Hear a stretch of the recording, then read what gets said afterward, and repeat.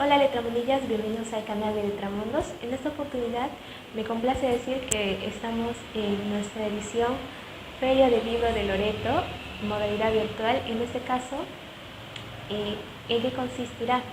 Bueno, como han escuchado por redes sociales, habrán visto la noticia de que la feria no se llevará a cabo por cuestiones de presupuesto. Y en este caso, el canal ha decidido realizar una pequeña feria del libro para la región de manera virtual, en la cual ustedes van a escuchar sobre los libros que se van a presentar.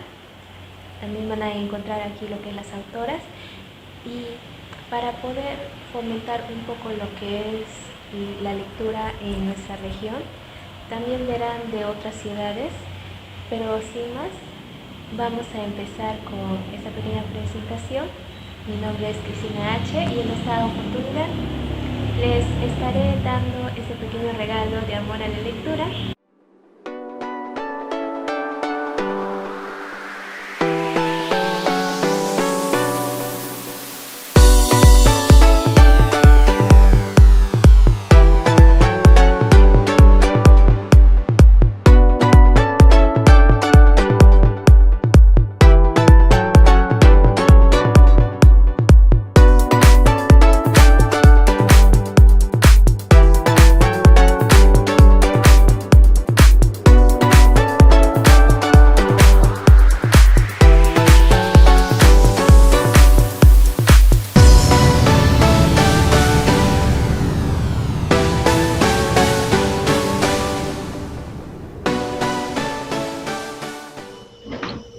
Suyun, 1955, Iquitos, Perú. Del poemario Sueños de Otorongo. En esta noche sin sentido, quiero tus manos bajo mis hombros, recorrer la luna, alcanzando el universo. En esta noche de sequía, es el agua más pura y cristalina, la voz alcanzada y premiada de luces, sin destellos, pero sonidos de agua dulce, de agua salada en mi boca transformada. La luz es un recuerdo y yo vivo en el fondo del agua. A veces arribo a horas en que la luna abre desmedidamente su paladar y la miel brota como manantial sin principio ni final.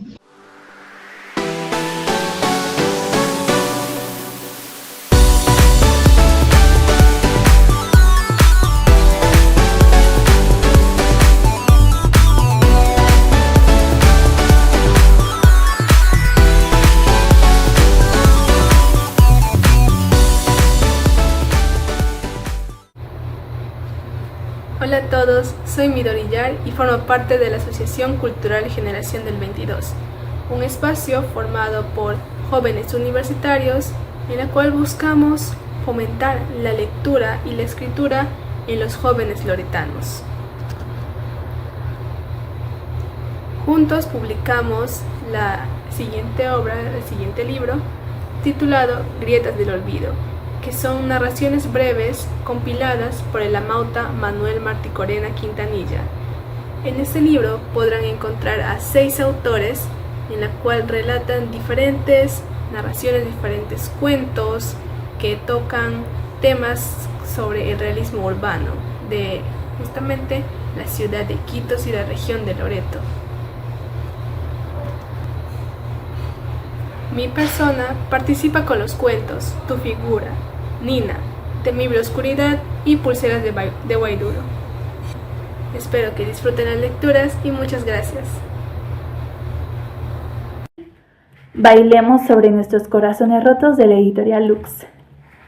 Hago este video con el fin de que ustedes vean de qué tratan estos libros y porque quiero que ustedes los lean.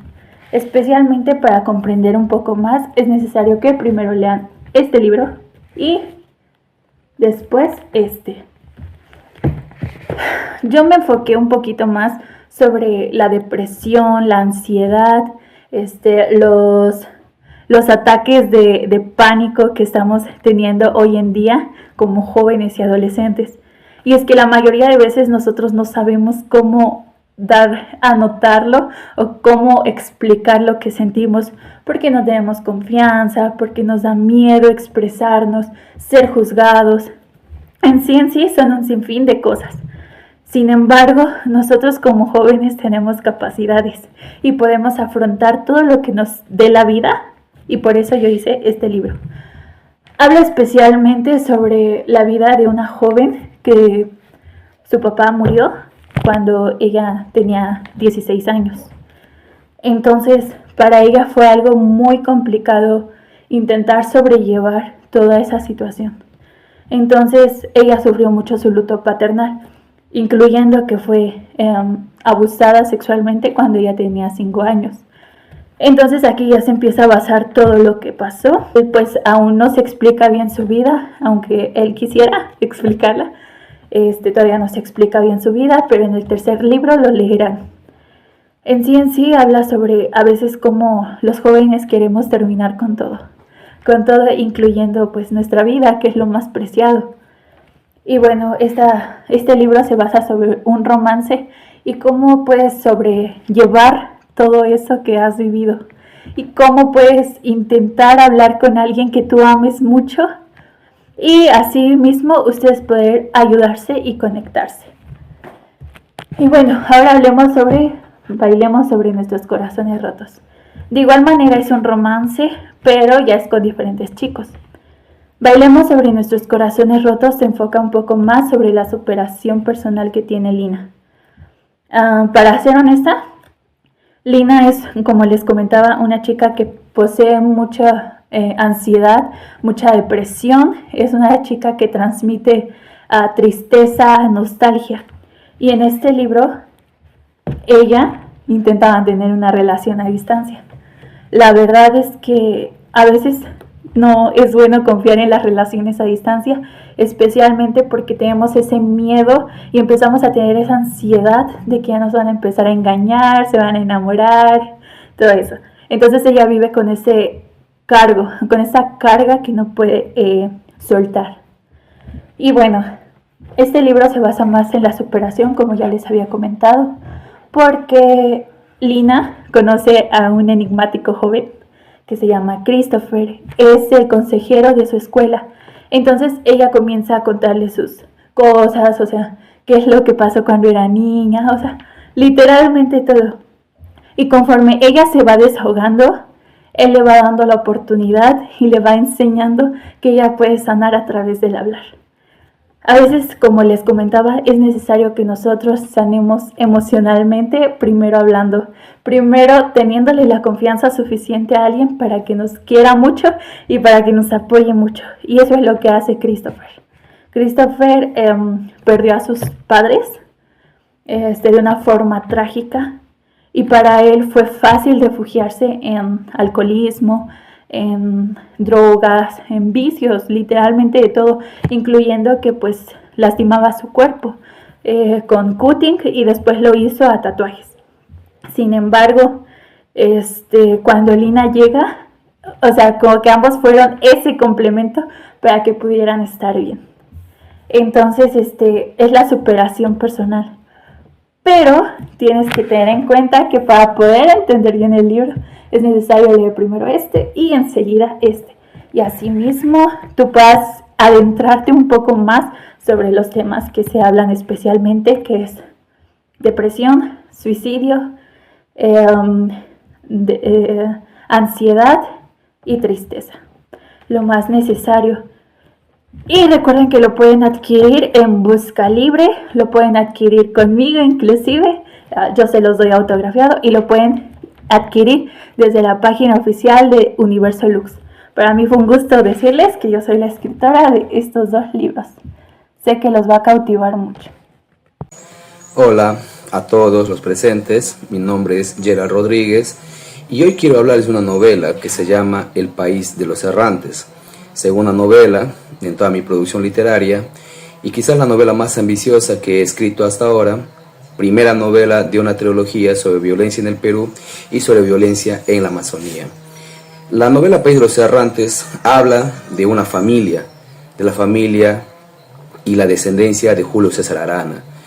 Y lo que he pretendido hacer a través de estos recortes históricos para poder hacer literatura y hacer esta novela es narrar de cómo la descendencia de Julio César Arana, descendencia que nunca él había aceptado, ¿no? En 1992 ellos, la nuera, los nietos y bisnietos, deciden hacer un viaje desde Lima hasta Iquitos, llevando el féretro de Julio César Arana, que está en el presbítero maestro, para llevarlo hasta el Putumayo, con la intención de romper una maldición que ellos decían tener, por la cual les ha pasado todas las desgracias, ya que el abuelo, o el bisabuelo, o el suegro, había sido responsable de la muerte de más de 30.000 indígenas, huitotos o cainas en el Putumayo entre los años de 1900 a 1914. Entonces, esta novela que habla de la familia Arana empieza contando la historia de cómo ellos deciden viajar hasta el Putumayo llevando el féretro. Por otra parte, la novela se enlaza también con otras historias. La historia del chamán Biarizú, un cocama, que también también es un personaje histórico que data de los años 1600 y tantos, que están registrados en las crónicas, que vino desde Brasil hasta Moyobamba buscando la tierra sin mal. Entonces este personaje resucita en 1909, año donde empieza la novela, hasta 1992, para buscar nuevamente la tierra sin mal. Y justamente en los campos caucheros del Putumayo, que era propiedad de Julio César Arana, es donde ellos deciden encontrar o deciden fundar la tierra sin mal. Por otra parte, Arana se enfrenta a ellos para desalojarlos de este terreno, y además de eso también se cuenta la historia de un personaje muy importante en la historia de la Amazonía, del periodismo del Perú. Hablo de Benjamín Saldaña, que fue el primer hombre que hizo la denuncia por las muertes de los indígenas, que estaba a cargo de la empresa, la Peruvian Company, la empresa de Julio César Arana, que estaba matando indígenas, ¿no?, en el Putumayo. Entonces, además de esto, también se cuenta la historia de Arana en 1909, ¿no?, cómo se enfrenta a los colombianos, cómo los despoja de sus empresas caucheras y cómo se apropia ilegalmente, con una farsa de patriotismo, ¿no?, con una farsa de defensor de la tierra peruana, se apropia de terrenos de empresas y terrenos colombianos y peruanos para poder expandir su empresa y poder extraer el caucho y venderlo en Europa. Entonces son 4 historias que se entrelazan y llega un punto en la novela donde estas 4 historias se juntan. Pero la familia Arana, la nuera con los nietos y bisnietos, como van partiendo de Lima hacia el Putumayo, pasa algo inusual. Van retrocediendo en el tiempo. Desde el año 1992 al año 1909, donde sucedió este gran enfrentamiento de Arana con los colombianos en tierras peruanas y en tierras colombianas, en la ficción o en la novela, el enfrentamiento es con los indígenas que están buscando fundar la tierra sin mal. En ese mismo instante también llega el periodista a querer investigar más de lo que estaba pasando en el Putumayo, y por otra parte también llega la familia desde 1992 a 1909, justamente en medio del enfrentamiento, llegan a dejar el cuerpo de Arana para que los indígenas hagan su justicia con el cuerpo, y de esa manera, en su proyección de ellos, se rompa la maldición por la cual ellos habían padecido mucho tiempo, porque el abuelo había matado más de 30.000 indígenas. Entonces, ese es el resumen de la novela, ¿no? Una novela que fue muy aceptada por la crítica, ¿no? Andrea Cabel, que es profesora en San Marcos, dio muy buenas opiniones de esta novela. Jorge Nájar, que vive en París, escritor, poeta, también hizo una opinión muy extensa y muy larga de esta novela, ¿no? Y algunos se atrevieron a decir inclusive que esta novela es un antes y un después en la narrativa amazónica. Este libro fue presentado en Cuba, en la Casa de las Américas, virtualmente en México, y también fue presentado en España, en París y en Lisboa. Entonces estamos hablando de una novela de corte histórico, de una novela de casi 500 páginas, pero al mismo tiempo es una novela memoria, es una novela con corte histórico, es una novela que busca y pretende recuperar la memoria del país. Esta es la primera de una trilogía de novelas sobre violencia, Amazonía y la historia del Perú que pretendo trabajar. Ya estoy trabajando la segunda novela y posiblemente la tercera. Entonces, con esta novela se inicia un ciclo de novelas sobre historia, sobre Amazonía, sobre el Perú y de cómo este país se ha hecho a través de la violencia, cómo es que este país se ha construido derramando tanta sangre inocente y cómo es que este país se ha construido por la ambicia de muchos hombres que no les ha importado nada destruir la Amazonía, destruir vidas humanas, despojar a tantos pueblos indígenas de sus terrenos con tal de cumplir sus objetivos y de poder lucrar siempre con la selva. Entonces, les invito a todos ustedes a leer esta novela, a buscar esta novela. Ustedes dirán la calidad literaria que tenga. Sin embargo, ya en los antecedentes que les he narrado de la crítica, bueno, yo sé que ustedes también van a opinar lo mismo, porque, bueno, es una novela que lo hice con mucha dedicación, muchos años de dedicación. Muy buenas noches. En esta oportunidad quiero hacer presente una publicación mía para este canal. El nombre de la novela, que fue la última que he publicado, se titula Asesinato a la medianoche. Es de las ediciones Altazor de la ciudad de Lima. El autor, quien les habla, Roger Samuel Rodríguez García. Y esta novela trata sobre un hecho real que ocurrió en el año de 1954 en la ciudad de Iquitos, que fue el crimen más atroz que se cometió en ese entonces. La víctima fue un zapatero llamado Laisamón Sánchez García, y el asesino, Juan Sedano Silva, era un cantinero y carnicero del Mercado Belén en la ciudad de Iquitos. El acusado, mejor dicho el asesino, fue condenado a cadena perpetua. Primero cumplió su sentencia en el llamado Panóptico, la penitenciaría de Lima, y de ahí pasó al penal del Cepa, donde murió aproximadamente en 1974, víctima de tuberculosis y de cáncer a la garganta. Sus restos están sepultados en este lugar, que queda actualmente en el departamento de Ucayali, y la víctima está enterrada en el cementerio general de acá de Iquitos. Quiero decir que esta novela, Asesinato a la medianoche, ha sido analizada en 4 colegios: en el colegio Mariscal Andrés Avelino Cáceres, en un colegio de la comunidad de Ninarumi, que está a las afueras de la ciudad de Iquitos, también en el colegio La Victoria de Jesús del distrito de Belén, y en el colegio cooperativo César Vallejo. En este colegio tuve la oportunidad, vamos a decir, de conocer a la bisnieta de uno de los personajes de esta novela, el llamado Doctor Rosendo, que es una especie de santo popular de algunas personas que viven en Iquitos, que dicen que hace milagros, ¿no? Y van a su tumba y le rezan, ¿no? Es una novela que de alguna forma ha sido un reto para mí, porque es la primera novela que escribo basada en un hecho real, ¿no? Y no es tan fácil escribir novelas basadas en hechos reales, pero para mí fue un reto y pienso más adelante escribir otras novelas sobre esta temática. Bueno, eso sería todo lo que puedo decir al respecto.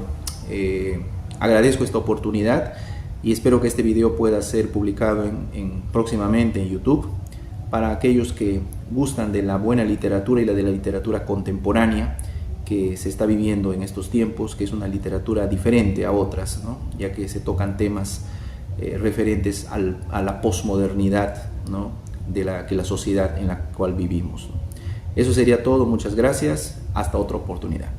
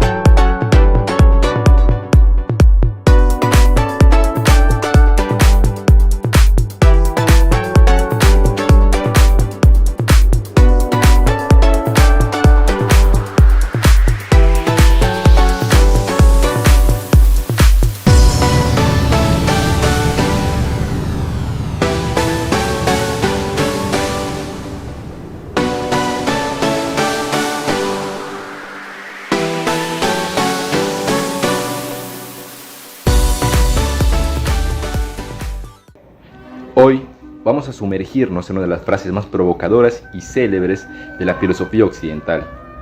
Dios ha muerto y nosotros le hemos matado, del filósofo alemán Friedrich Nietzsche. ¿Qué quiso decir Nietzsche con estas declaraciones y qué implicaciones tiene para nuestra comprensión del mundo moderno? La frase Dios ha muerto y nosotros le hemos matado aparece en la obra La Gaia de la Ciencia de Nietzsche y se repite en Así habló Zaratustra.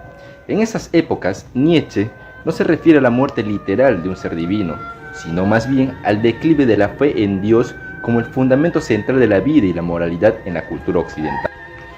Durante siglos, la creencia en Dios había proporcionado un sentido de propósito, un marco moral y una explicación del universo a gran parte de la humanidad. Sin embargo, Nietzsche observa que, en su época, el avance de la ciencia, la secularización y el auge del racionalismo habían erosionado la influencia de la religión en la vida de las personas. La muerte de Dios simboliza la desaparición de estas creencias fundamentales y la crisis existencial que surge como resultado. Pero la frase de Nietzsche va más allá de una simple constatación de un cambio cultural. Al decir, y nosotros le hemos matado, Nietzsche pone el peso de la responsabilidad en la humanidad. La modernidad, con su énfasis en la razón y la autonomía, ha desplazado a Dios, dejando a los seres humanos en un universo que no tiene un orden trascendental garantizado. Esto plantea una pregunta inquietante. ¿Qué hacemos ahora? Nietzsche advierte sobre las consecuencias de la muerte de Dios con la desaparición de un marco moral absoluto.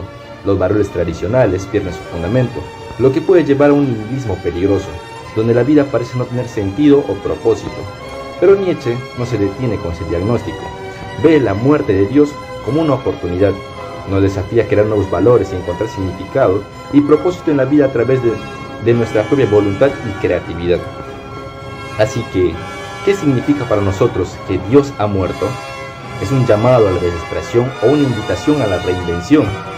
Nietzsche nos provoca a replantearnos nuestras creencias y a asumir la responsabilidad de construir nuestro propio sentido en un mundo que ya está garantizado por un orden divino. En conclusión, la frase Dios ha muerto y nosotros le hemos matado es una poderosa metáfora en cambio radical en el pensamiento occidental y un desafío para cada uno de nosotros para tomar las riendas de nuestro destino moral y existencial. Nietzsche nos invita a enfrentar la libertad y la responsabilidad de vivir sin un garante trascendental y a ver en esto no como una pérdida, sino como una oportunidad para crear una nueva forma de vida. Y eso es todo. Muchas gracias.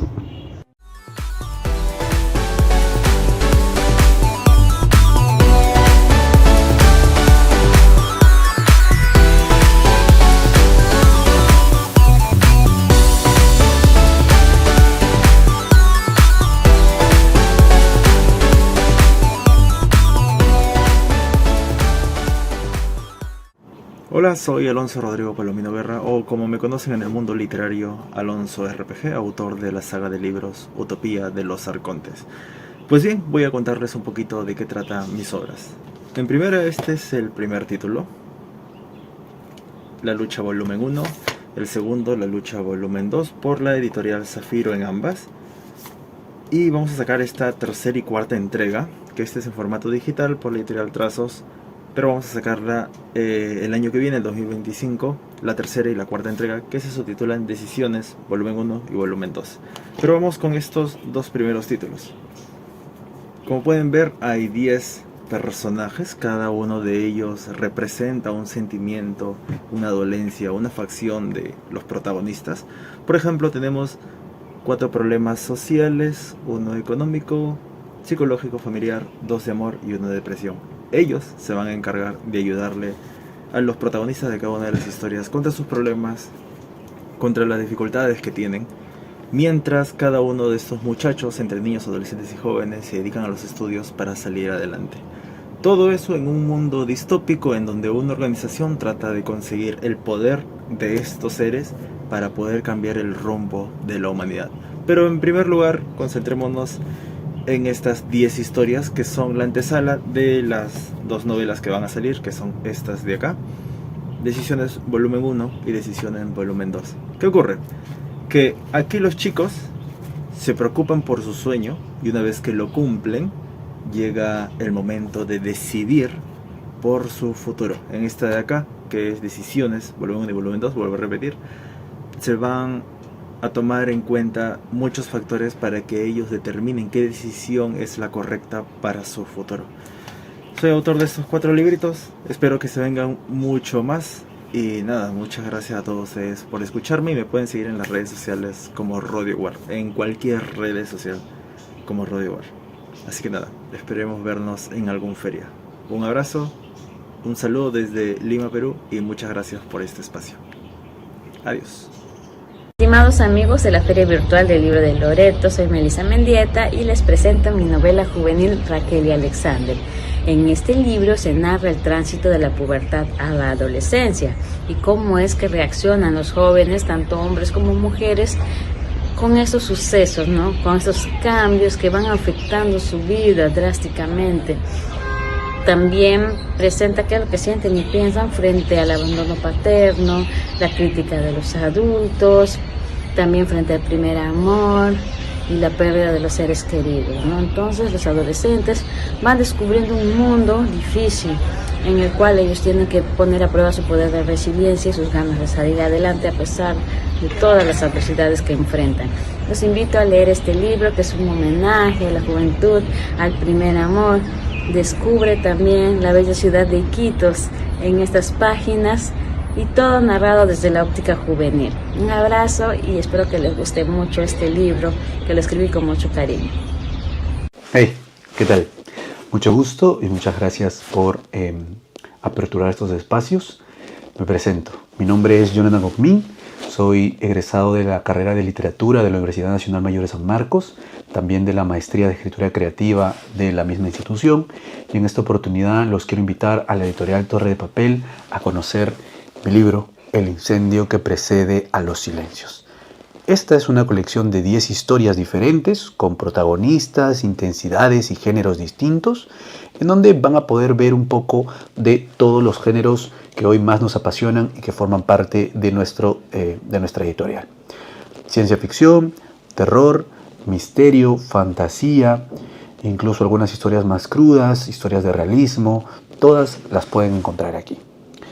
Este libro nace bajo una temática que es lo que conecta todas estas historias aparentemente tan diferentes, y es la pregunta sobre la identidad, que es algo que siempre me llamó mucho la atención, porque realmente, ¿qué es la identidad?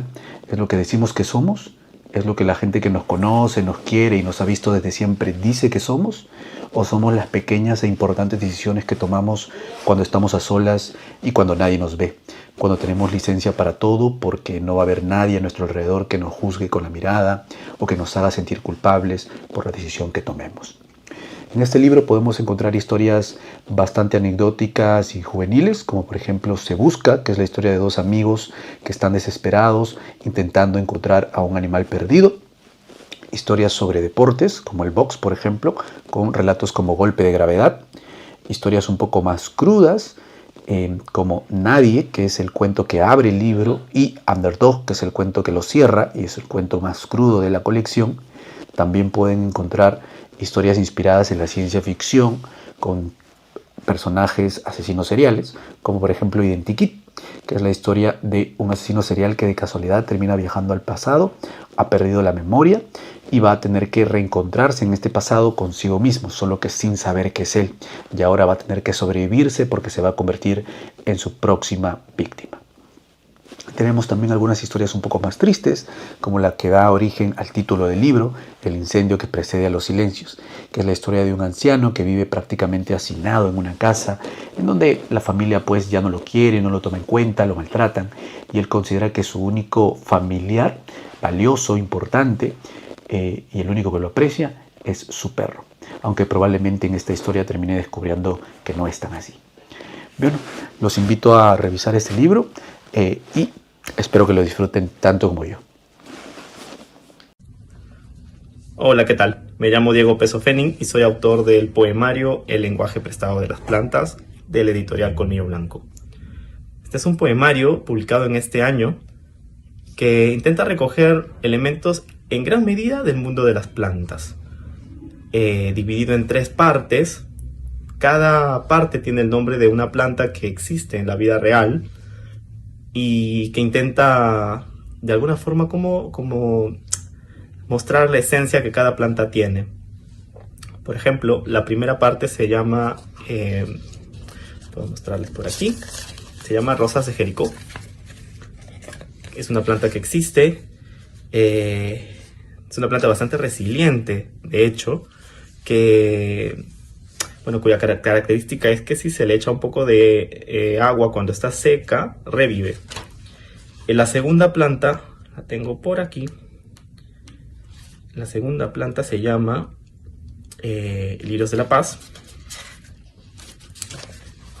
Lirios de la Paz bueno, los lirios de la paz son plantas bastante sencillas de cuidar, significan inocencia, ternura. En esta sección del poemario más o menos que se intenta transmitir un poco de eso. Y la tercera planta es una planta muy particular que se llama las flores del infierno. Son unas plantas muy llamativas de color, unas flores muy llamativas de color rojo. Y bueno, en esta sección he intentado jugar con la palabra infierno para hablar un poco sobre lo infernal. Entonces, como podrán ver, cada sección tiene su propia característica, cada planta tiene su propia característica e intenta transmitir algo. A la vez, yo además de escribir, yo soy psicoterapeuta y hay algo que me gusta mucho rescatar de las plantas, del mundo de las plantas, que me parece que tienen en común con los seres humanos. Necesitamos de un tiempo y de un cuidado, un respeto por ese tiempo para poder crecer de la manera en la que nuestra naturaleza nos pide. En mi labor como terapeuta acompaño a las personas y de alguna forma también puedo ser muy consciente de ese respeto, ¿saben? Entonces algo de esto también nutre mi poesía o este poemario. Hay una valoración de lo que es el tiempo y también de lo que es la identidad, que está en constante cambio, del cuerpo, de esto que también nos hace seres humanos. Entonces son palabras claves que irán apareciendo a lo largo de la obra, a lo largo de los poemas, que espero puedan tener en algún momento. Los invito a conseguirlo y muchas gracias por su atención.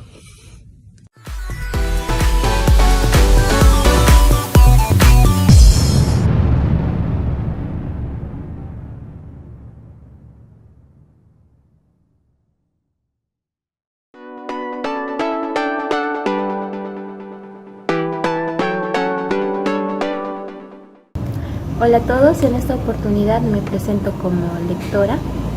En este caso, mi nombre es Cristina H. y les estaré recomendando libros de filosofía, ya que como hemos visto dentro de esta pequeña actividad, esta pequeña feria también, podemos decirle, se han presentado los escritores hablando de sus obras y también un lector hablando de libros de filosofía. Y qué mejor idea que combinar tanto las lecturas así narrativas, poesía y también un poco de textos académicos en la cual podemos aprender otros temas. Bueno, para empezar con esta pequeña reseña, el libro del que les estaré hablando es el libro de Iniciación Filosófica de Augusto Salazar Borges. A ver, en este libro de filosofía empieza el autor contándonos sobre filosofía, pero del curso de que los dictó a los alumnos de la Universidad Mayor de San Marcos. En este libro nos explica un poco sobre la filosofía desde una perspectiva latinoamericana, en la cual primero lo que empieza definiéndote el autor es qué es la filosofía, también cuáles son las disciplinas filosóficas, para él qué significa filosofar. Les puedo leer una frase bastante significativa del libro que vendría a ser: filosofar es reflexionar sobre lo que ya se ha pensado, y esta referencia previa tiene, por así decirlo, una naturaleza dialéctica, ya que filosofar es discutir con otro. De suerte que la filosofía nace de la filosofía, lo que se convierte en ociosa la cuestión del primer filósofo. Pues en este caso nos dice que la actividad de filosofía, además de poner en uso la razón, nos dice que también gracias a la dialéctica que va relacionada con la filosofía, a través de ella puedes analizarla con argumentos válidos, que es lo que estás cuestionando. También vemos que en este libro se define lo que es las disciplinas filosóficas, te las menciono. Por ejemplo, está la axiología, la ética, el ateísmo, etcétera. Y la filosofía del derecho también encontramos aquí, como menciona en una parte del libro de disciplinas filosóficas. En este caso también encontramos dentro de este libro, al revisar el índice, nos encontramos con el proceso histórico de la filosofía. Bueno, cuando se centra el escritor sobre el proceso histórico de la filosofía, nos menciona la historia de la filosofía. Primero viene la filosofía antigua o clásica, en este caso. También después está la filosofía helenística. Y también está la filosofía media.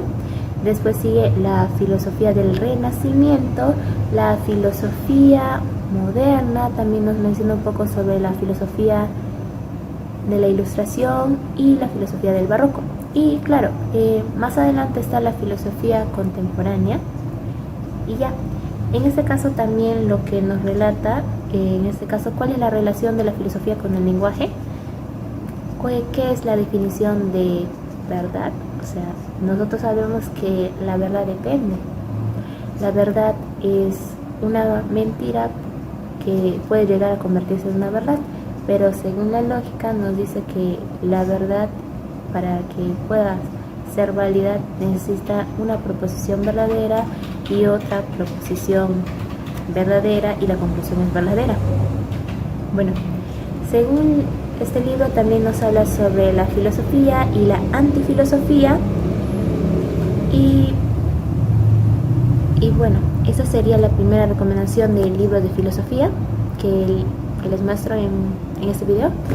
Ahora les voy a hablar de otro libro de filosofía que es necesario conocerse. En este caso es el siguiente libro. Es el libro de... Bueno, yo lo tengo en copia, pero también lo pueden buscar. Es Apuntes... Aquí está el título. Apuntes para la historia de la filosofía medieval. En este caso es del autor Julio César Olortegui Sáinz, catedrático de la Universidad Nacional de la Amazonía Peruana. Son 3 libros que él tiene de apuntes de la filosofía. Este es el primero, el de edad la medieval. Después sigue apuntes para la historia de la filosofía del Renacimiento. Hay otro, el último, que vendría a ser apuntes para la historia de la filosofía moderna. A ver, primero empezamos hablando de este libro, el primero. En este libro nos relata la historia de la filosofía en la Edad Media, que se caracterizaba por primero tener lo que primaba más era la teología, y claro, la filosofía pasa a un segundo plano. Empieza primero con la caída del... Como ya lo he dicho antes, la filosofía de la Edad Media empieza con los personajes de Agustín de Hipona y Santo Tomás de Aquino. Se divide en 2 etapas, que viene a ser la primera la patrística y el otro la escolástica. A ver, dentro de estas 2 etapas, primero, claro, la teología es el centro y la filosofía pasa a un segundo plano, ya que todos los pensamientos que encontramos dentro de la Edad Media estaban dirigidos a lo que te decía la Iglesia. A ver, en este caso, cuando está en la Edad Media, el libro también nos menciona cómo es que llega un momento en que la filosofía y la teología se llegan a separar, y nos explica un poco sobre la famosa navaja de Ockham, que se refería a que de un problema, cuál era la posible causa, era lo más simple. Bueno, un ejemplo tendríamos que es un vaso de agua, ¿ya?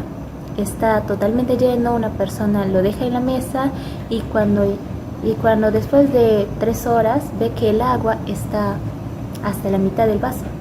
Entonces la persona se plantea 2 alternativas. La primera vendría a ser que el agua se ha derramado, que alguien lo derramó, pasó por la mesa, lo derramó y por eso quedó en la mitad. Pero la segunda opción es que alguien, al ver un vaso lleno de agua, tenía sed y se lo tomó y lo dejó hasta la mitad. Y en este caso, según la navaja de Oca, nos dice que el agua, que la segunda opción, o sea, de que una persona al ver el vaso lleno se lo tomó, esa es la opción más sencilla. Eso es lo que nos dice dentro de este libro. También encontramos lo que son los pensadores cristianos. Nos habla también de los apologistas, de la Biblia también en este caso, de cómo es que se fue desarrollando. Aquí está, la escolástica, el desarrollo y el apogeo, las escuelas de Chastres. Este libro en sí es bastante completo. Para los que aman este curso, les gusta mucho la filosofía, pueden aquí leerlo y encontrar varios datos interesantes.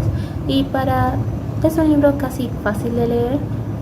También encuentras en este libro, otro punto bueno es que te deja en la parte de atrás recomendaciones de otros autores para que tú puedas retroalimentarte en la parte bibliográfica, en esta parte, y puedas seguir ampliando el contenido. Bueno, este solo fue el primer libro de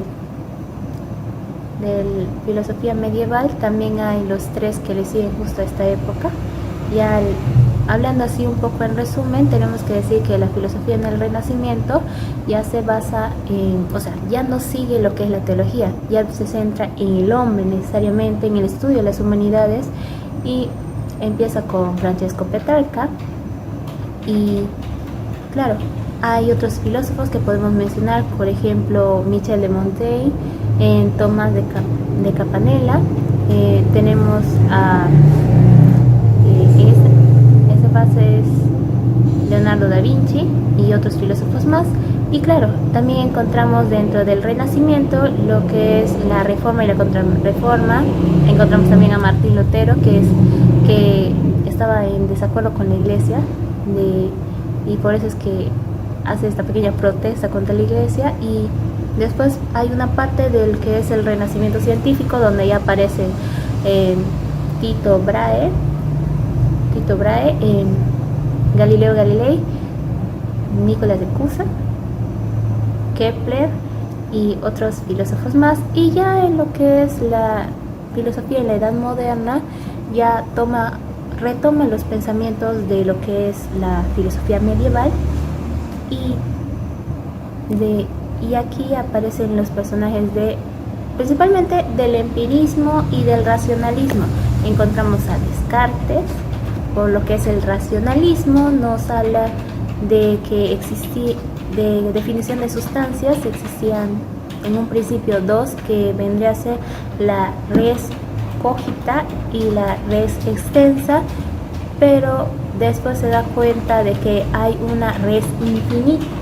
En este caso está como primero es el mundo, después es el pensamiento del hombre, y después es Dios. Bueno, en este caso, esos vendrían a ser los 2 libros de filosofía que recomiendo si a ustedes les interesa mucho saber esos temas y si quieren aprenderlo. Y ahora les paso con el siguiente autor, que nos va a hablar, o autora, de su siguiente obra.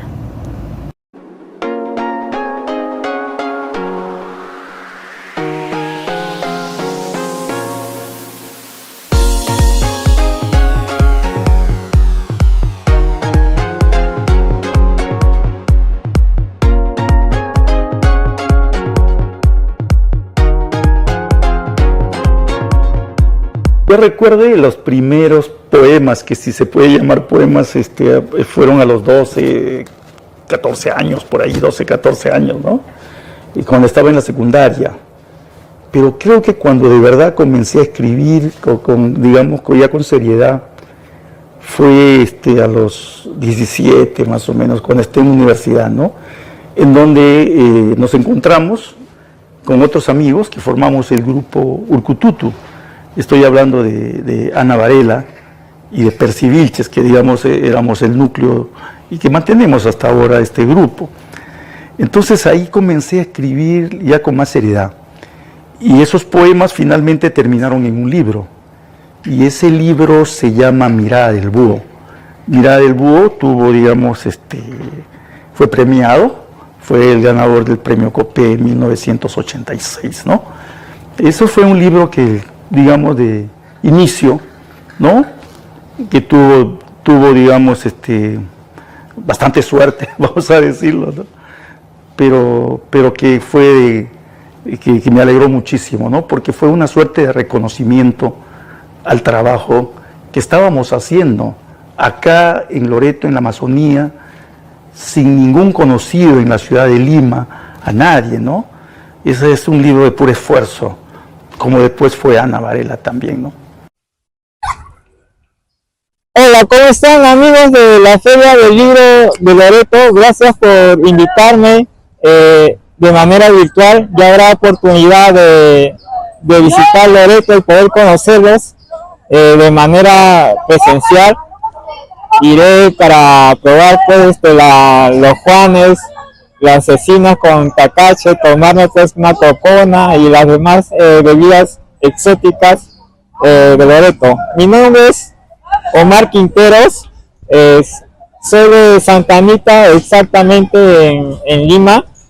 Me han pedido que hable acerca de mis publicaciones. Mi primera publicación se llama Compra libros en las transnacionales, es del año 2012, aquí está, que salió editado con el sello Underground Ediciones Ándate a la Mierda. No, bueno, esa editorial pues se fue ahí mismo y ya para la siguiente edición salió pues mi siguiente publicación, salió para el año 2023. No fue una autopublicación, aquí está, Poemas al Perú del año 2013, y debido a que se agotó esta pequeña primera edición y que la campaña en los medios fue un desastre, saqué otra edición en este año, ya con el sello pues, Ediciones Vicio Perpetuo. Bueno, ¿por qué escribí Poemas al Perú? Se me ocurrió la idea luego de ver unos textos de poesía en los libros escolares, y se me ocurrió, bueno, ¿por qué los chicos no van leyendo los tipos de poemas pues, que ensalcen pues, al Perú, que infundan amor a la patria? Se me ocurrió que hay que sembrar el patriotismo, la idea de país, de colectividad. Entonces desarrollé una serie de textos que también rinden homenaje a personas notables del país, como Miguel Grau, no en la parte militar, no, y en la parte del arte, por ejemplo, poemas está el poema Abraham Valdelomar, y una serie de textos que hablan del país. Hay un texto que se llama Niños del Perú, otro se llama Oración para el Perú, hay un texto dedicado al pisco sour, y todos reunieron ese conjunto de textos para pensar en el uso escolar, ¿no? y que me hagan el honor pues, los colegiales de recitar algunos de mis poemas en las actuaciones del colegio. Nos vemos, chao.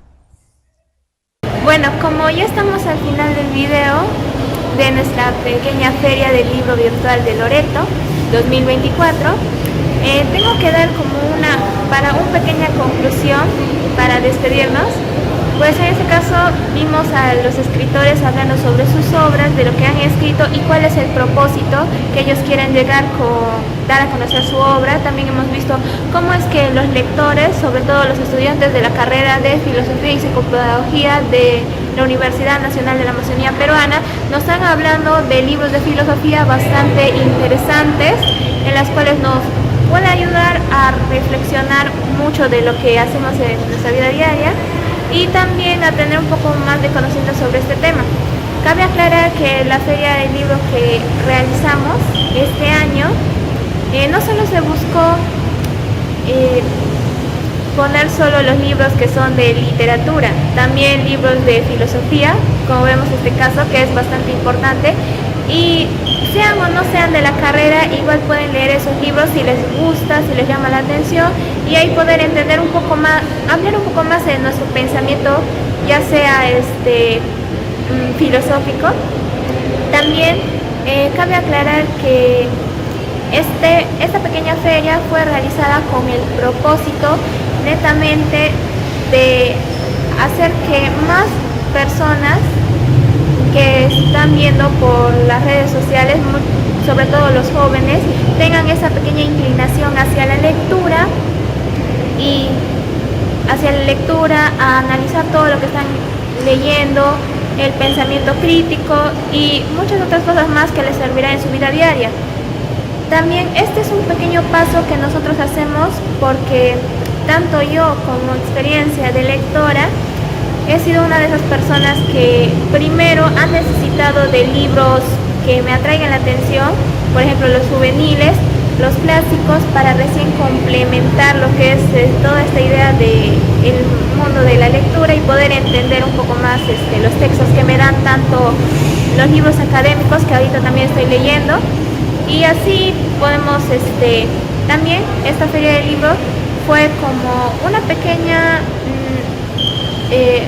responsabilidad social con mi región para demostrar que también Loreto sí lee y demostrar que no es necesario, no es, mejor dicho, un impedimento realizar la Feria del Libro sin tener presupuesto. Y claro, en este caso nos centramos en todo lo que es arte y para ello tenemos que ser conscientes de que si a uno ama leer, no tiene por qué rendirse. Muchas gracias, espero que hayan disfrutado esta Feria del Libro virtual. Por favor, me gustaría que si son ya sea de la carrera de Humanidades, o sea, Educación, dejen sus comentarios y también de otras carreras a ver qué opinan sobre esta Feria del Libro. Agradecemos mucho la colaboración de todos los autores, incluso de las editoriales que se están presentando dentro de esta feria. Un gran abrazo para ellos. Gracias por contribuir a la literatura y a la lectura en nuestra región Loreto y esperamos que tengamos otra pequeña oportunidad que se nos presente para demostrar qué tan grande es nuestra región y sigan apoyándonos en todo. Éxitos, chicos, nunca se rindan.